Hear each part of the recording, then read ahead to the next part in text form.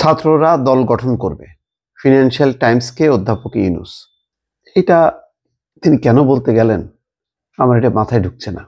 যেই সন্দেহ, যেই অবিশ্বাসটা বিএনপি বারবার প্রকাশ করছে যে অন্তর্বর্তী সরকার নিরপেক্ষ থাকবে, তারা কোনো দলের মধ্যে থাকবে না, এটা সব দলের।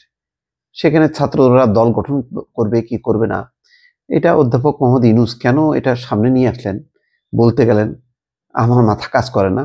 উনি নিঃসন্দেহে অনেক মেধাবী, কিন্তু এই ধরনের বক্তব্য যখন উনি নিজেই বলছেন যে ছাত্ররা দল গঠন করবে, তখন আমার ধারণা যে এটা আরো বিএনপি ও অন্যান্য দল কিন্তু এটা মানে সন্দেহের চোখে দেখবে, এইভাবে যে মনে করবে যে ডক্টর মোহাম্মদ ইউনূসের বোধহয় তাহলে এটাতে আগ্রহ আছে।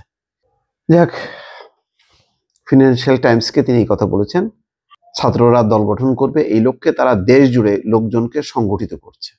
ফিনান্সিয়াল টাইমসকে কথা বলেছেন অন্তর্বর্তী সরকারের প্রধান উপদেষ্টা অধ্যাপক মোহাম্মদ ইউনূস। বিশ্ব অর্থনৈতিক ফোরামের বার্ষিক সম্মেলন উপলক্ষে সম্প্রতি সুইজারল্যান্ডের দাভোস সফর করেন প্রধান উপদেষ্টা।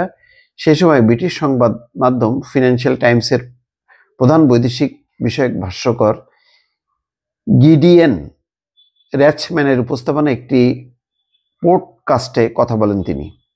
র্যাচম্যান রিভিউ নামের এই পডকাস্টে কথোপকথন লিখিত আকারে বৃহস্পতিবার প্রকাশ করা হয়েছে।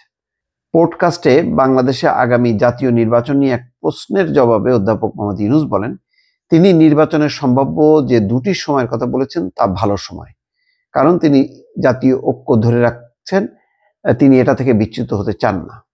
ভালো। এ প্রসঙ্গে আলোচনায় অধ্যাপক ইউনূস বলেন, একটি সম্ভাবনা হলো ছাত্ররা নিজেরাই একটি দল গঠন করবে।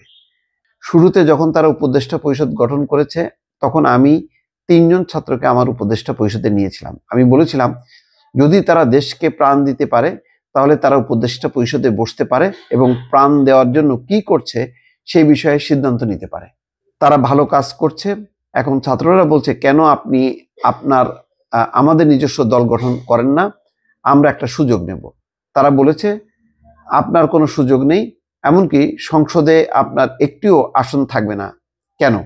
কারণ কেউ আমাকে চেনে না। আমি তাদের বললাম, পুরো জাতি তাদেরকে চেনে, তারা যা করতে চায় সেই বিষয়ে তাদেরকে একটা সুযোগ দিই, সুতরাং তারা এটা করবে, অর্থাৎ তারা একটা রাজনৈতিক দল করবে।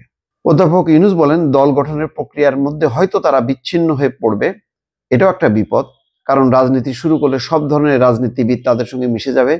তাই আমরা জানি না তারা আমাদের দেশে যে রাজনীতি তা থেকে নিজেদের দূরে রাখতে পারবে কিনা। এই ধরনের সুযোগ আছে যা আমাদের নিতে হবে। তবে ছাত্ররা প্রস্তুত, তারা প্রচারণা চালাচ্ছে, তারা দেশ জুড়ে লোকজনকে সংগঠিত করছে।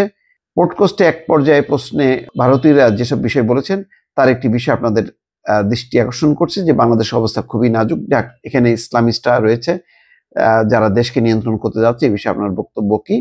তিনি এটি অন্য বিষয়ে কথা বলেছেন, কিন্তু ছাত্ররা রাজনীতি করছে, সম্ভাবনা আছে তারা তাদের উপর ভরসা এবং তারা দেশ জুড়ে সংগঠিত করছে।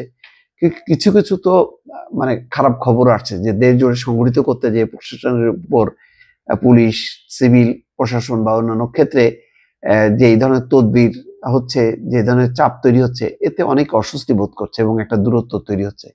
এমনকি রাজনৈতিক দলগুলো ভালো চোখে দেখছে না যে তারা সরকারের ভেতরে থেকে তারা ওই রাজনৈতিক দলের সাথে মানে সম্পৃক্ত হচ্ছে, সংগঠিত করছে। ফলে এটা নিয়ে কিন্তু বেশ আলোচনা সমালোচনা হচ্ছে। ঠিক এই সময় ডক্টর মোহাম্মদ ইউনূস নিজেই বলছেন ছাত্ররা দল গঠন করবে এবং দল গঠনের একটা সম্ভাবনা আছে, এই জন্য তারা দেশ জুড়ে মানে সংগঠিত করছে।